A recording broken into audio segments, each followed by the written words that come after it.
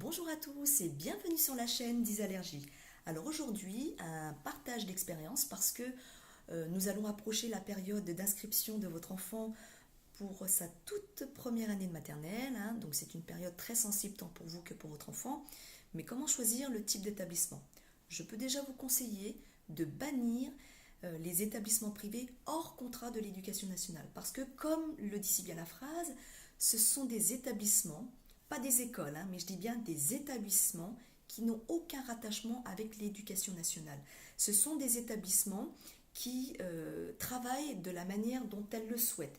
Ce sont des établissements qui n'ont aucun encadrement national.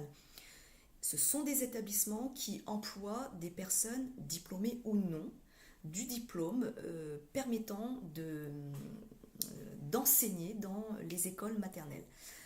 Voilà, je souhaite vous partager mon expérience de 2015 parce qu'en 2015, nous avons inscrit notre loulou dans ce type d'établissement et le jour de la rentrée, pour bien faire les choses, j'avais rédigé un courrier informatique que j'avais remis directement en main propre à la maîtresse dans lequel j'avais notifié les allergies alimentaires sévères de loulou. Ne sachant pas quoi en faire, elle le transmet au directeur de l'école, qui était par chance présent dans la classe à ce moment-là. Le directeur prend le temps de le lire et nous informe qu'il prend en considération l'information. Et ça s'arrête là. Pas de PAI. Pourquoi pas de PAI? Simplement parce que, déjà d'une, je n'en avais jamais entendu parler. C'est simplement en décembre 2015, lors d'une conversation avec mon entourage, que nous avons abordé, qu'on a abordé ce sujet-là avec moi. Voilà la découverte du PAI, ni même le corps médical m'en avait parlé, sachant qu'auparavant, j'avais quand même consulté les spécialistes lors de la première réaction allergique de loulou. Voilà, donc dans l'échange que j'ai pu avoir avec mon entourage, j'ai compris, j'ai cherché à comprendre pourquoi il était si important d'acter un PAI lorsqu'un enfant est inscrit dans une école. Parce que ça le préserve, voilà, hein, c'est un document qui préserve l'enfant lorsqu'il a une pathologie, lorsqu'il a ce type de pathologie qui est l'allergie alimentaire, en plus qui est sévère. Voilà, donc à partir de ce jour-là, je tente de mettre en place un PAI dans l'établissement privé. Mais un problème survient. C'est-à-dire que l'établissement privé refuse d'acter au PAI pour trois raisons. Alors la première, c'est qu'elle ne connaît pas du tout l'existence de ce type de projet, le projet d'accueil individualisé, le PAI. Deuxième raison, il n'y a aucun médecin scolaire référent à ce type d'établissement. Parce que, étant donné que c'est un établissement privé hors contrat de l'éducation nationale, il n'y a aucun rattachement avec l'éducation nationale. Donc vous ne pouvez rien faire, hein, là vous êtes complètement paumé pour le PAI. Et troisième raison, l'établissement privé n'alloue aucun budget quant à la médecine scolaire destinée aux enfants, même si elle enseigne jusqu'en primaire, au collège, au lycée et même au-delà. Ce qui était le cas de l'établissement de Loulou. Voilà, donc du coup, désemparé, révolté, jusqu'en février 2016, où je tente par diverses manières d'essayer de mettre en place ce PAI, et bien en février 2016, je décide d'aller chercher de l'aide. Je décide d'aller chercher de l'aide auprès de la coordinatrice de l'école de l'asthme et des allergies alimentaires, coordinatrice qui nous a accompagnés lors du début de la prise en charge de Loulou quant à sa première réaction allergique. Cette coordinatrice, tout autant que nous, est indignée et nous oriente vers la compétence. Alors la compétence, c'est l'éducation nationale. L'éducation nationale a été sensible, a pris en considération ma demande et me demande de prendre contact avec le centre médico-scolaire de ma circonscription. Parce que dans ces centres-là, il y a des médecins scolaires qui sont référencés, qui sont référents à certains établissements, certaines écoles.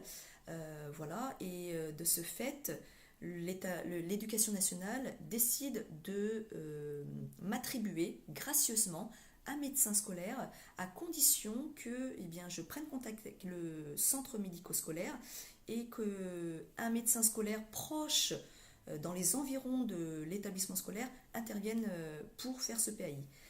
Alors, on arrive justement au rendez-vous du PAI où on rencontre la directrice adjointe, l'enseignante, enfin la maîtresse, qui au final, je ne sais pas si elle était diplômée, la cuisinière, le médecin scolaire et bien entendu les deux parents. On découvre tous ensemble pour la première fois ce PAI tant attendu. Voilà, au niveau de la partie administrative, on a vu tout ce qu'il fallait voir et puis on passe ensuite au côté pratique où on fait la présentation de la trousse d'urgence avec ces deux types de médicaments, médicaments relatifs aux réactions légères et médicaments relatifs aux réactions sévères. Et puis on fait aussi la démonstration de l'auto-injecteur, du stylo auto-injecteur d'adrénaline sous ses 4 formes en fonction de la marque du laboratoire pour lequel votre enfant est concerné. Voilà, on insiste également sur les modalités, sur l'engagement de l'école par le biais de ce PAI qui engage effectivement l'établissement dans la classe, à la cantine, lors des sorties à caractère pédagogique, pendant le temps de pause méridienne. Voilà. Mais seulement après 2 mois de signature de PAI, eh bien, c'était la surindignation. Je ne sais pas si ça se dit, si c'est un mot qui existe, mais bon, c'était, on va dire comme ça, la surindignation, parce qu'on se rend compte que dans cet établissement-là, privé hors contrat de l'éducation nationale, eh bien, c'est le désordre. Pendant la pause méridienne, on apprend par de nombreuses personnes voilà, autour et à l'intérieur de l'établissement que lors de ces pauses-là, eh bien, le personnel de l'école se restaure au même moment, à la même heure, dans la cantine, voilà, avec ces nombreux enfants disposés à des petites tables où voilà, c'est le bazar. Et pourquoi en fait ils se restaurent au même moment? Parce qu'ils ont la possibilité de se décharger de la surveillance. Et comment ils se déchargent de la surveillance? Eh bien, ils placent un enfant de maternelle, 1 sur 2, et entre ces 1 sur 2 est disposé un enfant de primaire ou de collège qui se charge de la surveillance. Voilà, c'est aberrant, mais ça s'est passé comme ça pendant 1 année. Et par la même occasion, on entend même que certains enfants en blessent d'autres par des couverts au visage. Alors, voilà.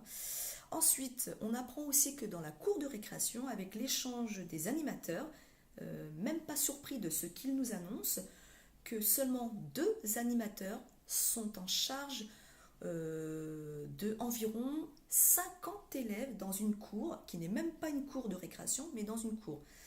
Oui, j'ai bien dit 2 animateurs pour, en moyenne, 50 enfants, voire 3 animateurs en fonction des périodes occasionnelles. Voilà.